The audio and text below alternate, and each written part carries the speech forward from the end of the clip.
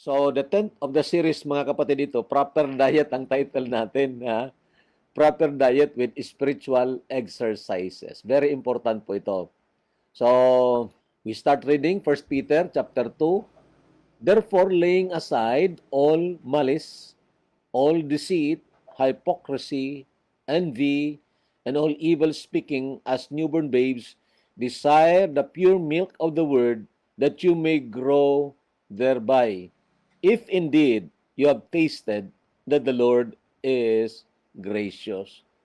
So, ang salitang therefore, mga kapatid, nagpapabalik muli sa atin doon sa sinabi na ni Apostol Pedro. On the last part of chapter 1, doon ang mga mananampalataya are being exhorted to love one another with fervent love. And then, ang basis po noon, because they are born again. Sila po ay pinanganak na muli. At dahil anak nga sila ng Diyos, they are, indwelt by the Spirit of God, and the love of God was shed abroad in their hearts. And so by the power of the Holy Spirit, kung sila po ay nagpapasakop sa banal na Espiritu, then they can really do this command, loving one another. And then he discussed about the way we are born again. It is not by corruptible things as a silver or gold, but with the incorruptible, through the Word of God. And he describes the Word of God as, eternal, living, eternal Word of God. And that we have heard na pakinggan po natin sa mamagitan ng pagpapahayag sa atin ng Ebanghelyo. At yun ang naging dahilan na nang tayo manampalataya, then tayo po ay ipinanganak na muli. Kung kaya, ito ang ibig sabihin, kung kaya, therefore, laying aside all malice, all deceit, hypocrisy, envy. So, konektado po yung chapter 1 dito sa chapter 2.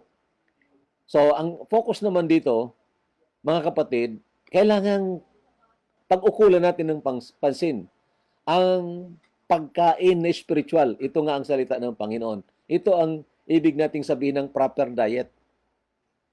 Sabi ko sa inyo, there are 3 factors of growth. The first one is right kind of food. Tama na klaseng pagkain. Ang baby, wag mong pakainin ng karne. Mabilaukan yan. Di ba? Ang medyo adult na rin, wag namang palaging gatas. Paminsan-minsan siguro gatas. Ganun po yon. And so may right kind of food na iminumungkahi po ang salita ng Panginoon. Sabi ng Panginoon, babies, milk. Sa mga adult, strong meat. Okay. And then, the second factor is regularity of feeding. Regularity of feeding. Kung isang beses ka lang kumain sa isang araw, ireklamo tayo, di ba? O, malnourished na tayo niyan. O kung isang beses lang sa isang linggo, may mga mananampalataya, nagbabasa lang siguro ng salita ng Diyos sa panahon na may memorize ng verse para i-recite doon sa pagtitipon nila. Oh. So, hindi nga po tayo lalago ng ganyan. Di ba? So, regularity of feeding. And of course, kung bata pa, dapat mayroong nag-aalaga sa kanya na spiritual parent. So, kaya kailangan mayroong responsible feeder. Okay? In the case of the Apostle Peter, para siyang responsible parent na gusto niyang mapakain itong mga mananampalataya, and so God allowed him to write this letter. So, itong ating pag-usapan ngayon, mga kapatid, ang tungkol sa proper diet with spiritual exercises. So, the Apostle Peter was pursuing the exhortation to the believers na mamuhay sila sa kabanalan in spite of their difficult situation. Hindi nila ito kaya sa sarili nilang kalakasan. At sabi ko nga sa inyo, hindi tayo tinutulutan ng Panginoon na gamitin natin ang ating sariling kalakasan. Jeremiah 17:5, cursed be the man that trusts in man. Proverbs chapter 3, sabi diyan, lean not unto your own understanding. Hindi tayo pwedeng gumamit ng power of the soul. Ang kailangan natin na gamitin, ang ina-avail sa atin ng Panginoon is the energy or the power of the Holy Spirit. Okay? So, Si Peter, ini-exhort sila, mamuhay sa kabanalan sa gitna na kayo'y inaapi. Sa gitna na kayo'y exile dyan sa ibang lupain at nakaka-experience ng mga kapigatian at mga pagtuligsa. Live a holy life. Love one another. These commands, mga kapatid, hindi po natin ito kaya sa ating sarili. That's why we ought to be energized in the inner person. So ngayon, ang program of feeding is like this. There must be spiritual detoxification first. Now, I don't know kung nakarinig kayo nitong mga detox na ito. And tunay po yan, mga kapatid. Kailangan, kahit na sa physical body po natin, meron tayo ng tinatawag detoxification. Kasi po, ang katawan po natin, may mga nakakain po tayo na may mga chemicals at ito kung minsan nakasisira sa ating katawan. Mayroong tinatawag mga free radicals. Kailangan itong mailabas. Kasi kung hindi ito mailabas, ito ang sumisira ng mga selula ng ating katawan. At dahil dito, hindi na tayo gaganahan kumain at nanghihina tayo and later on, maging kausa ng kamatayan. So, ang ganda ng salita ng Panginoon, mga kapatid, the way to illustrate spiritual diet is to compare that to how we are preparing our physical diet. Ha? Parang ganon. Ang pag-uusap kasi pagkain eh. Kung ang ating katawan, ang kailangan ay pagkain na nagmumula sa lupa, ang ating kaluluwa, ang pagkain niyan ay nagmumula sa langit. Alam ko na alam naman ninyo yan eh. Man shall not live by bread alone, but by every word that proceeds from the mouth of God. So, ang program ng Panginoon first there must be spiritual detoxification. Ako mismo naka-experience niya sa physical na experience mga kapatid. Noong ilang taon na ngayon, mula ngayon, I was 48 then. Meaning, 48, so 16 years ago. Matanda na nga tayo. 16 years ago, mga kapatid. 16 years ago, talagang payat na payat ako. Kasi, nandoon ang mga free radical sa katawan ko. Talagang payat na payat at talagang mahinang-mahina ang aking katawan. Hindi ako ganado kumain. Wala akong gana sa pagkain. Subalit, parang hindi naman yung aksidente sa Diyos, pero pa sa akin parang aksidente yon. Kasi naka-attend ako ng nagtuturo tungkol sa mga food supplement. And then, I was encouraged. So, to make the long story short, yun, natuto akong uminom nitong mga food supplement. At gumanda ang aking katawan. Ay sa doon, sa ininom ko mga kapatid, ang tungkol sa supplement na makapag-detox sa'yo. Detoxification. So, ito rin ang naging dahilan na sa biyaya ng Panginoon medyo lumakas ang aking katawan. At the age of 64, sa biyaya ng Panginoon, nakaka-basket-basket pa tayo. So, ang ibig sabihin, may bearing yun na physical detoxification sa pinag-uusapan natin ditong spiritual detoxification. Ano ito? Ang pagpapalabas ng kasalanan na nandyan sa ating mga buhay. Kaya nga sa verse 1, ito ang sabi, therefore laying aside, parang equivalent yan doon sa Ephesians chapter 4, putting off, laying aside all malice, all deceit, hypocrisy, envy, and all evil speaking. So, lahat naman ito kasalanan, mga kapatid. Lahat ito kasalanan.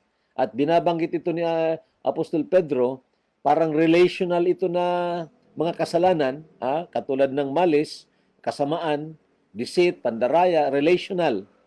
Of course, maliban pa dyan, meron tayong mga personal na mga kasalanan na hindi dapat nananahan sa ating buhay. Dahil mayroon na ngang solusyon ng Panginoon dyan eh. Confess and forsake. So, ito ngang detoxification. Now, tingnan na po natin ang salitang malis. At least makita natin ito, then ma-check din natin ang ating mga sarili. Ang malis, sa translation sa Tagalog, kasamaan. At sabi dito, lahat ng kasamaan. general, all-inclusive term for active ill will. Meaning, relational nga, mayroon kang galit sa kapwa mo at nag-iisip ka na gusto mo siya mapahamak, the vicious nature bent on doing harm to others, opposite of godliness and goodness. Kung hindi man ikaw ang gagawa ng masama sa kanya, parang nag-aasa ka, umaasa ka, o nananalangin ka, something like that, na mapahamak siya. Malis po ang tawag dan. Malis.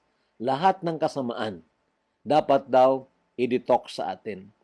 At alam naman natin mga kapatid, normal dapat yan sa mga mananampalataya na hindi dapat pinananahan. We should not regard iniquity in our hearts. Sabi pa ng salita ng Panginoon. Hindi po tayo perfecto. Alam po natin yan. But then, hindi po tayo dapat na nagpapatuloy sa kasalanan. Once na ang isang mananampalataya ay nagkakasala, ang banal na spirito, alam natin yon na nasisense po natin yan, kino-convict po tayo. Kahit na walang nakakitang mga tao. And that's the time that we ought to humble down and confess our sins. Hindi ito parang mechanical, mga kapatid. Natitipunin mo ang kasalanan mo hanggang paggabi, then mechanically mag-confess ka sa kasalanan mo. Hindi po.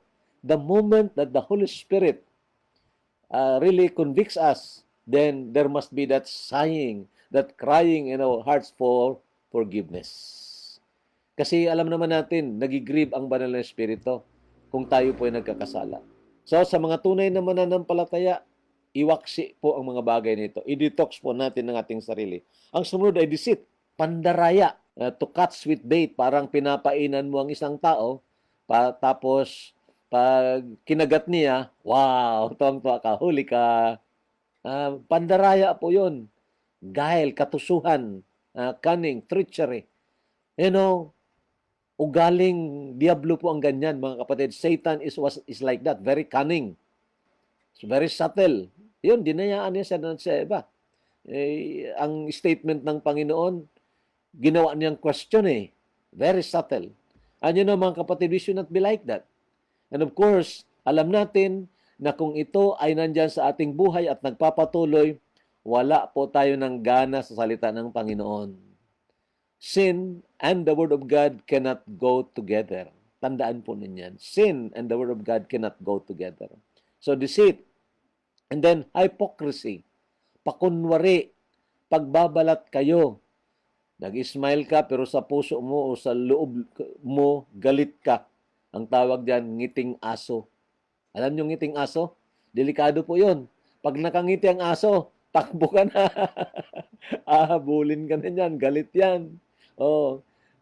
Sabi nga ni Balagtas, naalala ko noon sabi ni Balagtas, mag-ingat ka sa lihim na kaaway. Pag siya daw ay parang pinagmagandahang loob ka, smile siya sa'yo, estranghero siya, hindi mo naman siya kilala, delikado. Baka nga siya lihim na kaaway. So mga kapatid, hypocrisy. Isa ito sa mga kasalanan na talagang kinontra at may sumpa ang Panginoon. Naalala nyo? If you read Matthew 23, you will read that. Ang mga Pariseo, itong mga religious Pharisees, mga pinuno ng relihiyon na mga pakunwari. Oo nga naman, sinasabi ko nga sa inyo, maniniwala ba kayo na ako'y lingkod ng Diyos? Pagkatapos dalawa ang asawa ko, maniwala kayo. Tapos sasabihin ko sa inyo, ang mga hindi pakasal, magpakasal na. Pero ako hindi kasal. Hypocrisy. Kalaban yan po ng Panginoon. Pakunwari na mga banal, ipapanalangin ang kapwa niya, pero siya pala, hindi naman niya kilala ang tunay at buhay na Diyos. Hypocrisy. Pretending to be someone or something that you are not. Sa mga mananampalataya, pwede rin mangyari ito. Alam ba ninyo yan? Napakunwari tayo na parang spiritual tayo. Pero actually, we are living in sin. Mga kapatid, alam na alam niya ng Panginoon. Huwag tayong magmaskara. Pwede lang itong COVID-19 mask natin, pero huwag tabunan yung mukha. The point is, mga kapatid, hindi sana doble cara tayo or double face. So, hypocrisy. Then, envy. Puro relational nga ito. Feeling of discontent or covetousness with regard to another's advantages, success, possessions, etc. Ito ang tinatawag natin inggit. Nakakaramdam ka ng parang hindi maganda ang nararamdaman mo. Diskontento ka dahil nakikita mong iba umaasin so ikaw hindi. Ganon yun. Iba ka naman tatamad-tamad ka eh. O kaya nakita mo nakapasa. Nakapasa ang isa sa kung anong exam pero ikaw hindi. That's envy. Envy. Nakabili ng lupa. Tapos sabihin mo, binili naman lang niya yun. Sa ano lang, binarat lang naman yung yung tinatawag sour grape rationalization, mga kapatid. And so, tandaan po natin, nababasa ng Diyos ang ating puso, ang ating isipan. Kaya sinasabihan tayo dito ni Apostol Pedro, okay, lahat yan, i-detox ninyo yan sa inyong buhay. Yang kainggit na yan, yang pagpapakunwari, at lahat ng mga kasamaan, at ito pa, evil speaking. Ito, slander and backbiting. Pangangagat sa likod. Anong ibig sabihin yan? Ito, mga kapatid, ang panahon na kung minsan, hindi ka makaganti sa gusto mong gawin, so sinisiraan mo ang kapwa mo. Sinisiraan mo ang kapwa mo by way of talking to someone, engaging in putting down of your hated person. Ganun yun, di ba? Ang tawag dyan is slander. Gagawa ka ng istorya para mapahiya yung kontra mo. Kasinungalingan na istorya. Mga kapatid, si Satanas ang bida dyan sa slander, mga kapatid. He is a liar and the father of it. At tulungan tayo ng Panginoon na wag manahan sa buhay natin ang ganitong mga kasalanan. Kung gusto natin lumago sa ating spiritual na mga buhay, there must be that spiritual detoxification first of all. Okay? So, effects of detoxification, pag na-detox po tayo, kahit nasa physical, alam ko po yan kasi na-experience ako yan, kahit nasa physical, pag na-detox ka, mga kapatid, naalis yung mga free radicals diyan sa katawan mo, yung mga tinatawag active oxygen, nawala yon. Then, nag-i-increase ang desire mo para kumain. Ginaganahan ka na ngayong kumain. Alam nyo, mga kapatid, sa physical na explanation yan, ganito po yun eh. Ang katawan po natin, dinesign po talaga ito ng Panginoon perfectly sa pag-assimilate ng pagkain. At kung tama na pagkain ang kinakain natin, then pagpasok niyan sa bibig natin, mayroon ng digestion diyan through our salivary gland, and then pasok yan sa tiyan natin, mayroong digestion din doon, then daraan yun doon sa small intestine, at nandoon yung mga tinatawag villi. Parang sinusupsup o sinisipsip niya yung mga katas ng pagkain. Yun talagang nutrients. Ngayon, pag marami kang mga free radicals sa katawan, marami kang mga chemicals dyan, then natatabunan yung mga villi mo. So kahit na malakas, kahit na kumakain ka ng marami, hindi ka naman tataba. Ganon yun. Di ba? Kaya nga kailangan ang detox. So, once na nag-detox ang isang tao, physically, then gaganahan niya kumain ng pagkain para sa kanyang katawan. Similarly, sa spiritual, mga kapatid. Sabi ko kanina, ang kasalanan at ang salita ng Panginoon, yung gana sa salita ng Panginoon, hindi yan magkakasama. Hindi pwede yan magkasama.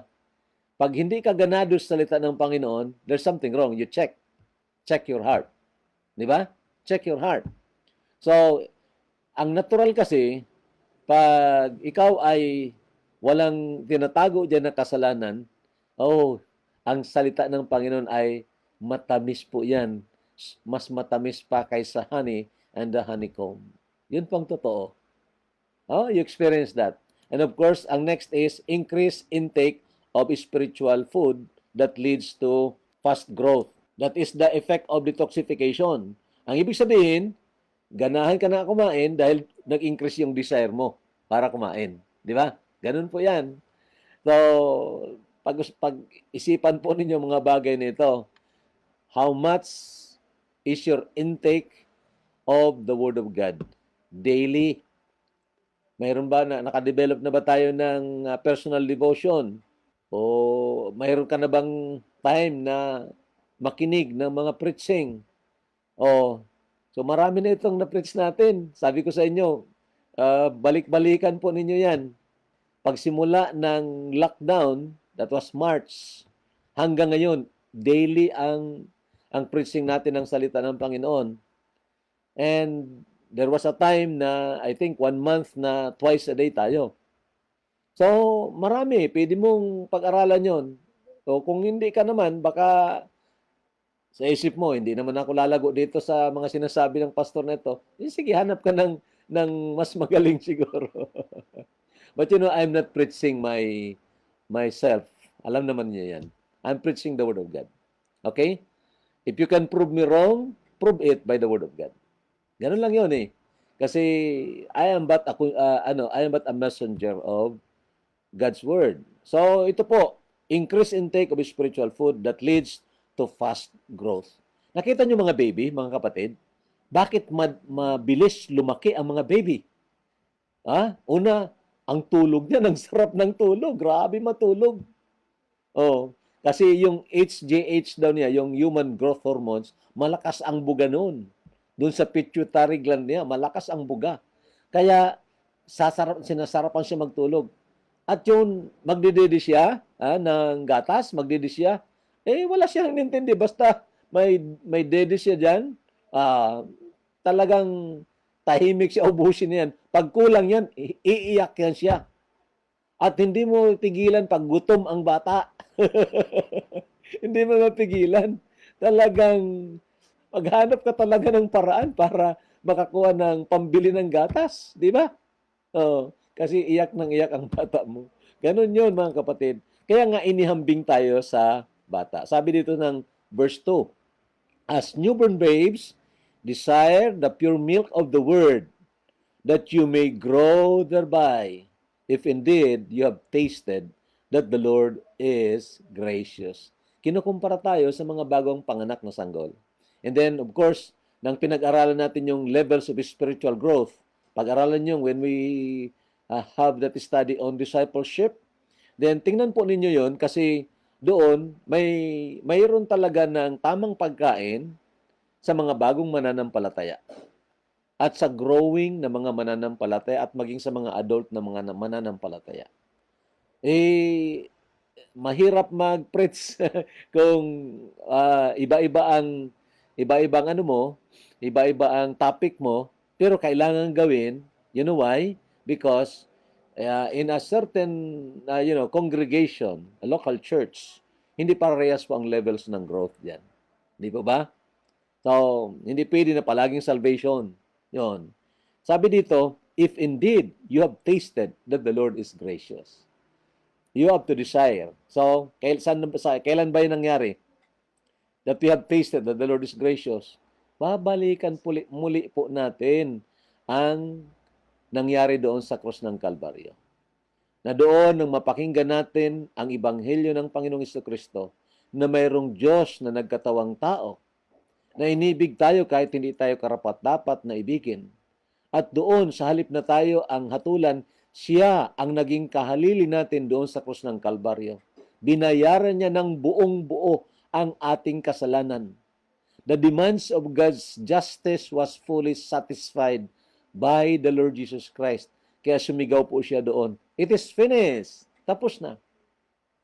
Nang mapakinggan po natin yan, nagtrabaho ang banal na Espiritu sa ating puso, Nakita natin ang ating kalagayan na tayo ay masama, marumi sa harapan ng Diyos. Subalit nakita rin natin sa pamagitan ng Banal na Espiritu ang kadakilaan at kaningningan ng kagandahan at kaluwalhatian ng Panginoong Jesucristo. The glory of His grace. At doon, nag-respond tayo na sampalatayanan siya, tanggapin siya na Panginoon at tagapagligtas ng ating buhay. Then, nangyari ang regeneration. Nangyari ang kaligtasan sa ating buhay. It's the work of God, mga kapatid. So, yun nga, kung nangyari, natikman natin doon. We have tasted that the Lord is gracious. Mga kapatid, hindi yun sinabi, you have thought well, ha? Napag-isipan mo ng mabuti ang biyaya ng Panginoon. No, it is not about thinking per se. It's about tasting. Tasting. Dahil ang spiritual experience doon nang ikaw ay maligtas, hindi lang theory po yun. Personalized po yun na ikaw mismo, kung talagang nagtunay ka kay Jesus, you have tasted that the Lord is gracious. So, taste is not only a discerning faculty, but much more a delighting faculty. Anong ibig sabihin yan? Hindi lang na natikman mo, masarap ito.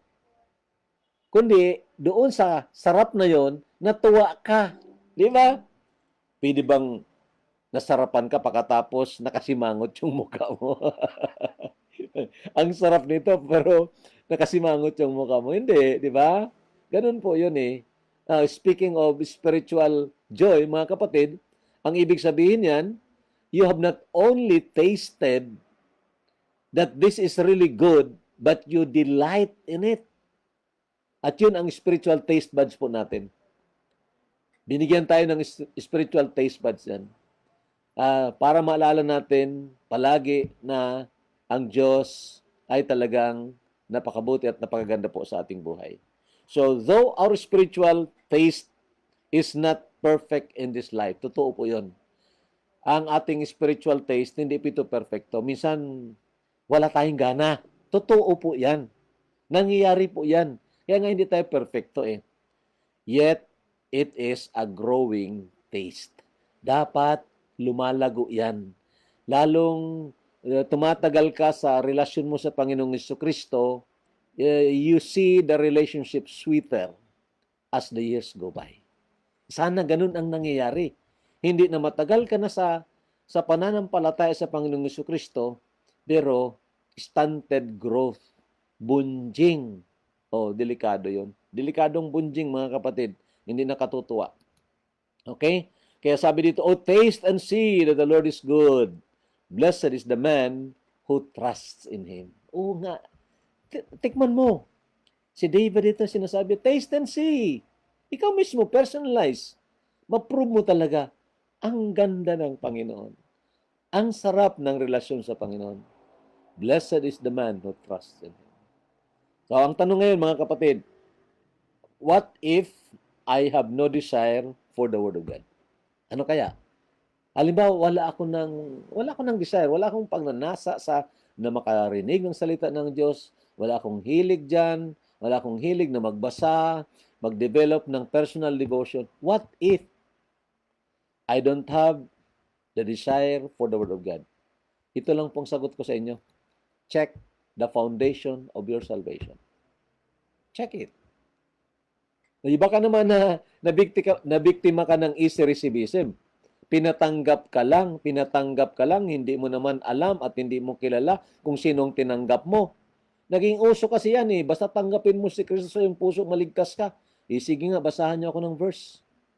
Yung mga pamilya ni Cornelio, si Cornelio at yung mga kasamahan niya, while Peter was yet speaking, wala pa nga doon ng mga invitation, while Peter was yet speaking, anong nangyari? Nagtrabaho ang Banal na Espiritu. Because faith comes by hearing, and hearing by the word of Christ. Kung minsan nakala natin something that is mechanical, so kailangan mayroong seminar, may program, tapos mayroong mga ritual na gagawin para natanggap mo talagang Panginoon. Mga kapatid, I am not against that word. but see to it that you have preached the person and the work of Christ. That is the essence of the gospel. So check the foundation of your salvation. Baka hindi mo na unawaan. Kaya walang regeneration, hindi ka buhay, so wala nang desire to eat. Di ba? Sabi naman ng salita ng Panginoon, tingnan niyo po ito, John 8, this is not 44, John 8:47 yan. I'm sorry. Hindi John 8:44, paki-check na lang po. John 8:47 po yan. He that is of God, he who is of God, hears God's words. Therefore, you do not hear because you are not of God. Okay? Ang mga sa Diyos, nakikinig ng salita ng Diyos. Oo nga. Ang kayo, hindi nakikinig. Speaking of the Pharisees, nakausap dito ng Panginoon, kaya hindi kayo nakikinig ng salita ng Diyos kasi hindi kayo sa Diyos. So that's my answer. Kung wala ka po ng hilig, check your foundation of salvation.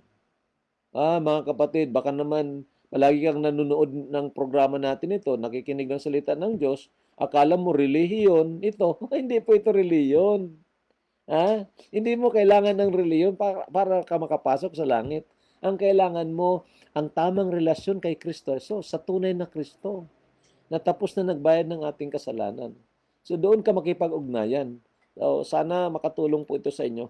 So, program of feeding, tapos tayo sa isa. Pangalawa, there must be spiritual doing. Itong tinatawag natin, spiritual exercise. Parang katulad din sa katawan natin. Kakain ka, mayroong proper diet, mayroong dapat exercise. Hindi ka mag-exercise, maya-maya niyan, hihina din ang katawan mo, maya-maya, ma-high blood ka, ma-diabetic ka, gano'n yun. Kaya nga, mayroong exercise. Of course, alam naman natin na habang tumatanda tayo, pahina na po talaga yon. Totoo po yon. And then, this body kasi, papalitan to ng katawang hindi na malulusaw. So, we are subject to that human frailty.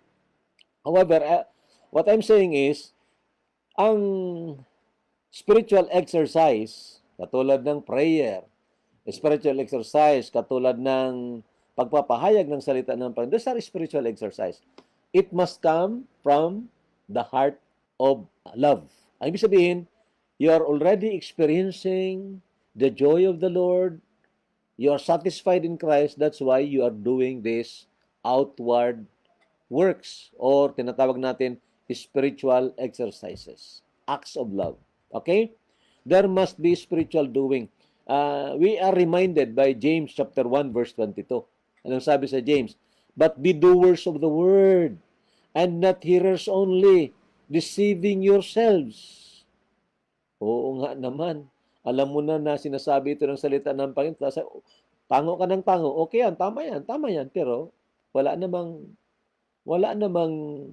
pagnanasa na isagawa yung tama na alam mo. Mga kapatid, dinadayaan mong sarili mo. Mas nakakapangilabot yan. Madayaan ka ng ibang tao. Medyo okay lang yun kasi medyo matalino siguro siya kaysa iyo. Pero dayaan mong yung sarili, nako, mas grabe po yun. Madayaan mong sarili mo. So, tandaan po ninyo, sinulat po ito ni James sa mga mananampalataya. There is a possibility ng mga mananampalataya, they are only hearers of the word. Magaling sa doktrina, pero ang buhay walang doktrina. Nako, baka naman peke nga mga kapatid. Baka peke. So again, check your foundation. There must be spiritual doing. And then, ito, last na tayo. Madali na po tayo matapos. There must be constant dependence on God. Ang tawag ko dito, kung i-compare natin sa ating physical na katawan, spiritual o kaya pagtulog. Tamang tulog. Di ba? Tamang tulog. Yung mga bata-bata pa, mga 8 to 10 hours a day daw eh. Kami na mga senior citizen, makatulog ako ng 3 hours na malalim na tulog. Paglabas ko niyan, okay na, pwede na. 4 hours. Ganun, 5 hours. So, may tamang tulog dapat. Ang tawag ko dito, spiritual rest or faith on God. Constant dependence on God. Ang salita ng Panginoon, dinesign po ito ng Panginoon, it's not just for the head na maintindihan. Not just for our emotion na maramdaman natin, but also for our will, para sa ating pagdidesisyon na ito ay ipamumuhay sa biyaya po ng Panginoon. Subalit sa pagpamumuhay po natin dito, mga kapatid, alalahanin ninyo, balik na naman tayo ulit doon, hindi po sa pamamagitan ng ating sariling kapangyarihan. Hindi tayo tinutulutan ng Panginoon na gamitin ang kapangyarihan ng kaluluwa. Na kung saan nandyan ang nature ng datihang pagkatao. Okay? Hindi po tayo. The old self, we ought not. Kaya nga sabi ng Panginoon, we ought to deny ourselves. I-mortify sa pamagitan ng kapangyarihan ng Banal na Espiritu. Alam natin yon, knowing this, that our old man is crucified with Christ. Napako na po. Hindi nang gusto natin. So, kung ito po sa biyaya ng Panginoon, sa pamagitan ng kapangyarihan ng Banal na Espiritu, nagtitiwala po tayo, then we can, by the grace of the Lord, live a holy life, live a loving life, live a life of reverence, and live a life of hope, because we are energized in the inner person. We are energized by the Spirit of God through the Word. Medyo madali maintindihan, mga kapatid. Hindi po ito parang magic na ginagawa natin ang Diyos na parang magician. Very fanatic lang. Nakabasa ng verse na pagbukas niya ng umaga, nabasa niya ang verse, with God, nothing is impossible. And so, nanalangin siya, bigyan siya ng 1 million. Kasi wala namang imposible. Ang problema, hindi naman siya sinagot ng Panginoon because it's not according to His will. Di ba? Ganun yun eh. Dapat merong systematic po tayo na pag-aral ng salita ng Panginoon. Baka naman pagbukas mo ng Bible mo, nakita mo doon, Judas hung himself. At baka yun ang gawin mo. Aba, nagbitay si Judas. No, mga kapatid, let us be nourished by the Word of God, by or through the Spirit of God. So, there must be constant dependence on God. Ito po, tulungan tayo ng Galatians 5:16. I say then, walk in the Spirit. To walk in the Spirit is to depend in the Spirit. And you shall not fulfill the lust of the flesh. Okay? Then itong verse, sabi ng binasa natin ito, pinag-aralan natin kahapon, who through Him believe in God, who raised Him from the dead and gave Him glory, so that your faith and hope are in God. Ang pag-asa natin, ang pananampalataya natin, pagtitiwala natin diyan sa Diyos. Hindi sa kung anong opinion ng mga tao, mga tradisyon ng tao, filosofiya ng tao. The Word of God is complete. Ito po, para sa pangangailangan nating spiritual na pamumuhay, kompleto na po ang salita ng Panginoon. Dito po tayo lalakas sa pamamagitan ng Banal na Espiritu. Kung nagde-detox tayo, pag na-detox tayo, gaganahan tayo na mag-aral ng salita ng Panginoon. We learn to depend upon the Spirit of God. Then, we are energized. Okay? Lastly, itong verse, rest in the Lord and wait patiently for Him. Do not fret because of him who prospers in his way, because of the man who brings wicked schemes to pass. Rest in the Lord. Wait patiently. O nga, wag tayong magulumihanan. Itong nangyayari sa atin ngayon, mga kapatid, hindi po tulog ang Diyos dito. Hindi po na parang nakatali ang kamay ng Panginoon kahit hindi makagalaw.